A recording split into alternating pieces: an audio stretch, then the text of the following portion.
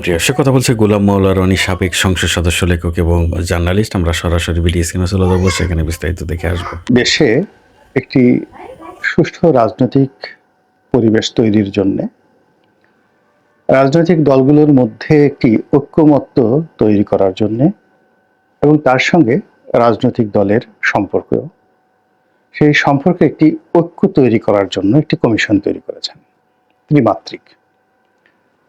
প্রথম উদ্দেশ্য হলো দেশে রাজনৈতিক স্থিতিশীলতা থাকবে, রাজনৈতিক নেতৃবৃন্দ একই ভাষায় কথা বলবে, গলাগুলি করে তারা চলবে, এক টেবিলে বসে খাবে, ভাই ব্রাদারের মতো ঐক্যমত্য পোষণ করবে এবং সবাই কাঁধে কাঁধ মিলিয়ে তারা সরকারকে সহযোগিতা করবে। সরকার একটি নির্বাচন অনুষ্ঠান করবে, সেই নির্বাচনে যারা প্রতিযোগিতার মাধ্যমে আসবে তারাই বিজয়ী হবে, সরকার গঠন করবে।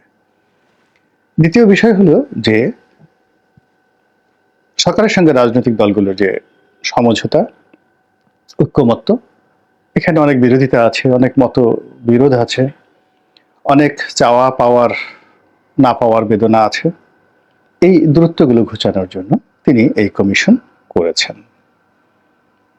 তো এই কমিশনের যে কথাবার্তা বা উদ্দেশ্য আপনি যদি আক্ষরিক অর্থে ধরেন, চিন্তা ভাবনা করেন, মনে হবে যে ডক্টর মোহাম্মদ ইউনূস একজন ফেরেশতার মতো মানুষ, এ যুগের একেবারে জিন্দাওলি, তার সততা আন্তরিকতা একেবারে গগনচুম্বী। কিন্তু আপনি যদি এই শেষ যে মিটিংটি হলো, শেষ মানে একেবারে প্রথম মিটিং যেটি হলো, সেই মিটিংয়ের দৃশ্য দেখেন, যারা অভ্যাগত অতিথি, মেহমান,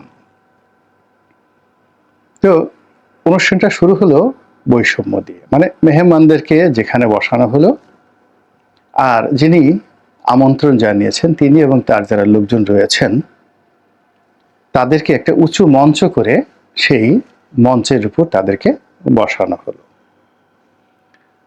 মেহমানরা যখন বক্তব্য দিচ্ছিলেন তখন তারা ভদ্রতা করে দাঁড়িয়ে বক্তব্য দিচ্ছিলেন, আর যারা আমন্ত্রণ জানিয়েছিলেন মঞ্চে বসা ছিলেন তারা ঘাড় নিচু করে কর্তৃত্ব পরায়ণ অবস্থা প্রদর্শন করে বসে বসে গলা ঝুলিয়ে ঝুলিয়ে তারপরে বক্তব্য শুনছিলেন আর নিজেদের মন্তব্য তারা পেশ করছিলেন।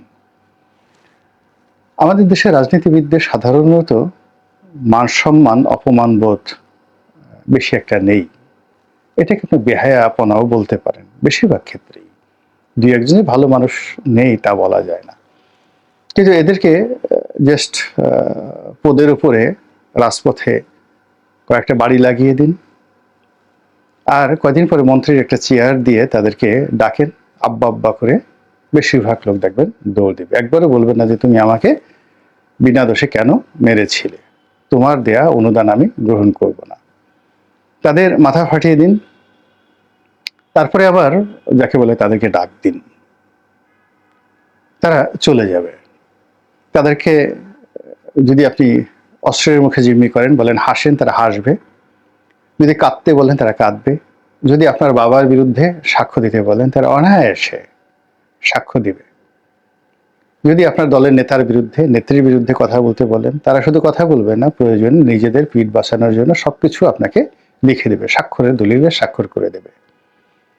আবার তাদেরকে যখন আপনি বিমুক্ত করে দিবেন, ওপেন এয়ারে ছেড়ে দিবেন, তারপরে শেষে কথা বলার জন্য মাইক দিবেন, এক একজন আজরাইলের আব্বা হয়ে যাবে, তাদের চোখ গোল গোল হয়ে যাবে এবং তারা এমন ভাষায় কথা বলবে দেখে মনেই হবে না যে একটা মন্ত্রিত্বের পদ পাওয়ার জন্য আপনার পা ধরেছে কিছুক্ষণ আগে, অথবা কয়েকদিন আগে পুলিশের হাতে পিটুনি খেয়ে ওরে মা গো, ওরে বাবা গো, জীবনে আর রাজনীতি করব না গো, আল্লাহ এই যাত্রা রক্ষা করো, জেল থেকে আমাকে মুক্তি দাও, তারপরে আমি একেবারে সারাদিন কোরআন শরীফ পড়বো, আল্লাহ বিল্লাহ করবো, আর জীবনে কখনো অপকর্ম করব না, মানে রাজনীতি করব না, এরকম কথাবার্তা বলবে। কিন্তু যেই মুহূর্তে জয় বাংলা স্লোগান হবে, আমি আওয়ামী লীগের কথাই বললাম, সঙ্গে সঙ্গে জয় বঙ্গবন্ধু বলে সেই বের হয়ে আসবে।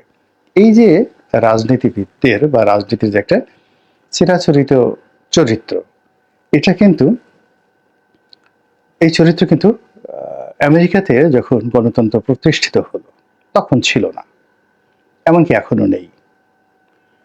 তারপরে ব্রিটেন বা ইউরোপের যে সকল দেশে এখন খুব উন্নত মানের গণতন্ত্র রয়েছে এবং গণতান্ত্রিক চর্চা রয়েছে, এ সকল মানে অবমাননাকর কোনো বিষয় নেই।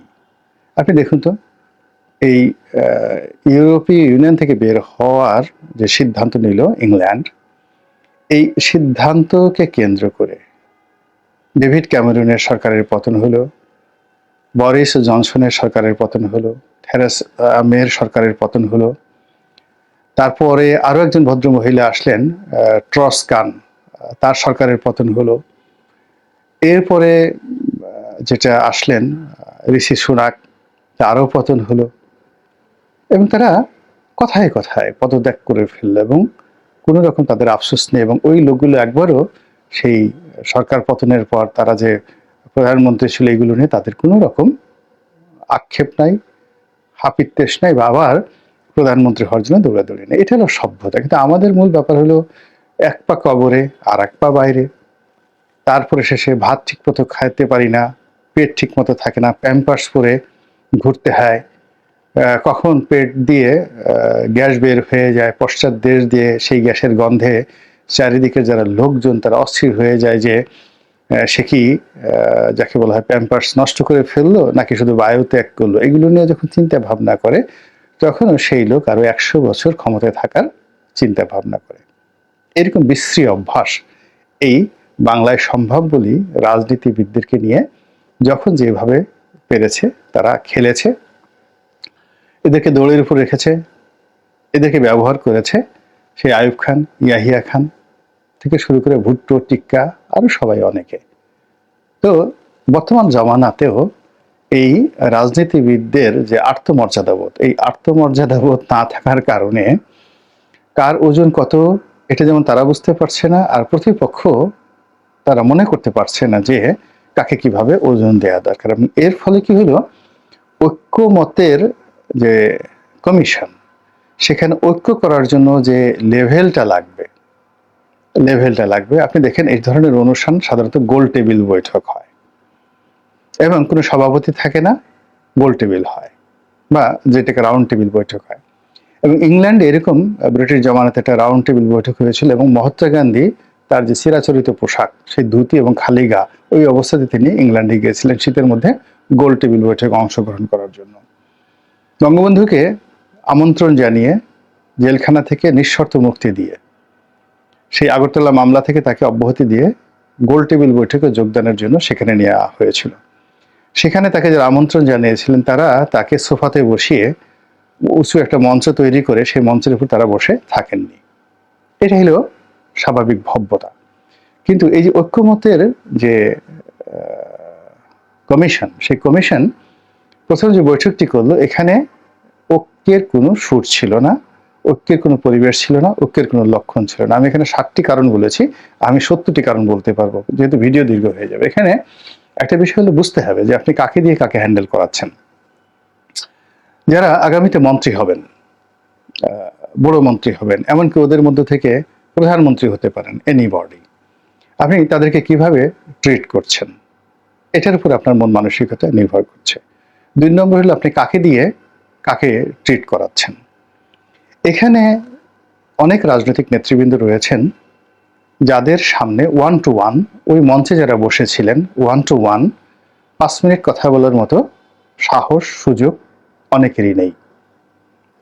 তারপরে এরকম অনেক নেতৃবৃন্দ ছিলেন, তাদের সাথে দেখা করা, তারপরে তাদের সঙ্গে বন্ধুত্ব করা, তাদেরকে পরামর্শ দেওয়া ইত্যাদি কোনো বিষয়ই এই ঐক্যমতের কমিশন অনেকে ছিলেন যারা কল্পনাও করতে পারেন না সব দিক থেকে। কিন্তু দেখা গেল যে এরকম একটা অনুষ্ঠানে ডেকে নিয়ে এই রাজনীতিবিদদের একেবারে রীতিমতো বেইজ্জতি করে দেয়া হলো। এই গেল এক। আমার কাছে খুবই দৃষ্টিকটু মনে হয়েছে, এখানে ঘোড়ার ডিম প্রসব ছাড়া অন্য কিছু হবে না। দ্বিতীয় যে সমস্যাটি, সেই সমস্যাটি হলো যে এখানে অনেক ছোট ছোট দলকে দেখলাম যারা বিভিন্ন সময় ভাড়া খাটে। ভাড়াটি হিসেবে তাদের বেশ কুখ্যাতি রয়েছে। কখনো ডিজিএফআই এর টাকা নিয়ে হাসিনা আমলে খেটেছে, কখনো এরশাদের আমলে খেটেছে, কখনো বিএনপি জমানায় খেটেছে, কখনো আওয়ামী লীগ জমানাতে খেটেছে। রাজনৈতিক প্রস্টিটিউট বললেও এদেরকে আসলে খুব সম্মানিত করা হয়। তো এই মানুষগুলো গত ৩-৪ মাসে যে ভাষায় কথা বলছিলেন, অনেকে যে ভাষায় কথা বলছিলেন, তাদের কাউকে মনে হচ্ছিল তারা জামাতকে সাপোর্ট করছেন, তাদেরকে মনে হচ্ছিল তারা সরকারকে সাপোর্ট করছিলেন, কাউকে হয়তো মনে হচ্ছিল তারা নিজেরাই বিরাট কিছু করার চেষ্টা করছেন। কিন্তু কালকের বৈঠকে দেখলাম যে অনেকের ভাষা চেঞ্জ হয়ে গেছে। বিএনপি যাদেরকে বিশ্বাস করেছিল তাদের অনেকেই বিএনপির বিরুদ্ধে কথা বলা শুরু করেছে, আর জামাত যাদেরকে বিশ্বাস করেছিল তাদের কেউ কেউ জামাতের বিরুদ্ধে কথা বলা শুরু করে দিয়েছে। অনেকে যারা সরকার বিরোধী কথাবার্তা বলে, নিজ বিরোধী কথাবার্তা বলে নিজেদের একটা অবস্থা তৈরি করা হয়েছিল, তারা সেই যে বৈঠকে হঠাৎ করে দেখা গেল আকার ইঙ্গিতে ইউনূসকে সহযোগিতা করার চেষ্টা করছেন। এবং এই দৃশ্য দেখে জনাব মোহাম্মদ ইউনূস তিনি ভীষণ রকম আহ্লাদিত। এর কারণ হলো, যেভাবে তিনি চেয়েছিলেন, আশা করেছিলেন, অথবা তাকে যেভাবে বোঝানো হয়েছিল, ওটা হুবহু সেইভাবেই মঞ্চায়িত হয়েছে। রাজনৈতিক দলগুলো ঐক্যমত্য তো দূরের কথা, আর ওখানে গিয়ে বিভেদ বিসংবাদে জড়িয়ে পড়েছে।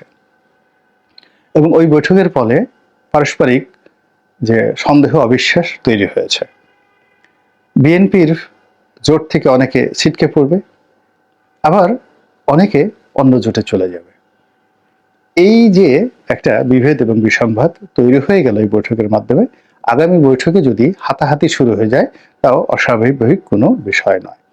বোঝার চেষ্টা করেন, আমি একটা ছোট্ট উদাহরণ দিই। ধরুন একটি দল ভেঙে টুকরো টুকরো হয়ে গেছে, দু দলের বা একটা দলের 3টা ভাগ হয়ে গেছে এবং তারা দীর্ঘদিন ধরে মারামারি কাটাকাটি করেছে। আপনি এখন 3টি দলকে পাশাপাশি বসিয়ে ঐক্যমত্য করার চেষ্টা করছেন। এটি একেবারে আজরাইল জিবরাইল এসেও পারবে না। এরা কিয়ামতের ময়দানেও গিয়ে বিভেদ এবং বিসংবাদ করবে। আপনি যদি ধর্মকর্ম পড়েন তাহলে আপনি দেখতে পাবেন যে কিয়ামতের ময়দানে মানুষ, দুষ্ট মানুষেরা এত বজ্জাত প্রকৃতির হবে যে তারা স্বয়ং আল্লাহকে ওখানে বসে চ্যালেঞ্জ জানাবে যে আমি এই কাজ করিনি, এই কথা বলিনি, তোমারই সব দোষ, তুমি কেন হাকিম হয়ে হুকুম করো, তারপরে সর্প হয়ে দংশন করো। এই সমস্ত কথাবার্তা কিয়ামতের ময়দানে এই পাপী বান্দারা বলতে থাকবে, তারা আত্মসমর্পণ করবে না। তো সেই যে পরস্পর বিরোধী বিভিন্ন গ্রুপকে আপনি এক টেবিলে বসে তাদেরকে ঐক্যর সুযোগ না দিয়ে বরং বিরোধিতার সুযোগ করে দিলেন, ঈর্ষার সুযোগ করে দিলেন, এবং এই কাজটি ম্যাটিকুলাসলি চলতে থাকবে। এই গেল এক। 2 নম্বর হলো যে এখানে ডক্টর মোহাম্মদ ইউনূস এর বক্তব্য এসে এসেছে। তিনি এখানকার যত বক্তব্য, সব বক্তব্য অর্থাৎ রাজনীতিবিদদের যে বক্তব্য, সেগুলো ইন্টারনেটে ছেড়ে দেওয়ার কথা বলেছেন, ওয়েবসাইটে দেওয়ার কথা বলেছেন। সাধু সাধু, খুবই সাধু।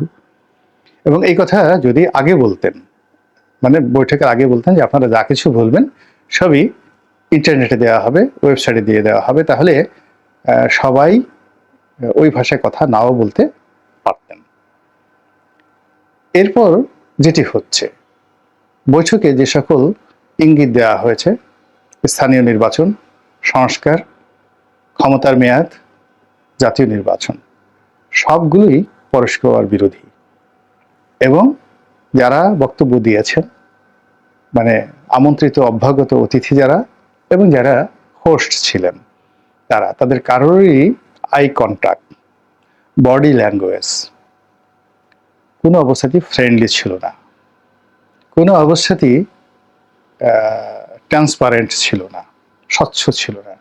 কোনো অবস্থাতেই এখানে যারা মঞ্চে বসেছিলেন, রাজা আসনে যারা বসেছিলেন আর প্রজার আসনে যারা বসেছিলেন, সেই রাজা প্রজার মধ্যে কোনো মতের মিল, চিন্তার মিল কিংবা আচরণগত কোনো মিল আমরা দেখিনি।